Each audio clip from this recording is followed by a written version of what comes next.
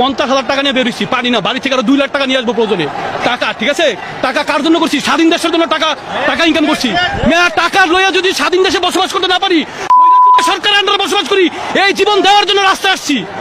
আমি বাইশে থাকার জন্য জন্ম হয়েছে না, বাচ্চা ছাড়া স্বাধীন করে গেছে, আমরা কার ভালো বলাবো? और अभी तो रुको, क्लाइमैक्स अभी बाकी। এখন কোটা আন্দোলনের কাহিনী শেষ, এখন আপনাদের দল বাণিজ্য শুরু হয়েছে।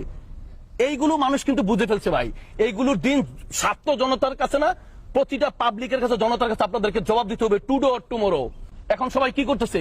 যারা হোস্টেলের ডাইল খাইছে 200 টাকার গেঞ্জি পরছে, রিক্সা ভাড়া দেওয়ার অভাব ছিল না, তারা বক্সি নিয়ে চলে, পাঞ্জাবি পায়জামা পরে চলে, তারা টেন্ডারবাজি করে, কোন উপদেষ্টার বাপ টেন্ডারবাজি করে, কোন উপদেষ্টার ভাই টেন্ডারবাজি করে, এ মুখে দল করতেছে, দল করে দল নিয়ে খুব হিবি চিবি চলতেছে, প্রোগ্রাম করছে। টাকা কই পায় ভাই? কই পায়? কি করলেন আপনারা বলেন? এখন আপনারা ওইটারে নিয়ে রাজনীতি করতেছেন, সবাই রাজনীতি করতেছেন ভাই। এই আফসোস গুলো যে করবো, অনেকে কিন্তু বলছে, অনেকে আমাদেরকে বলছে, এখনো বলে, ঠেস দিয়ে বলে, কি হইলো ভাই? সবার পকেট গরম হইলো, কি পাইলেন? सारी उम्र में जो कर जबने और हाँ तेरे पीछे ये जिंदगी सरकस हो गई।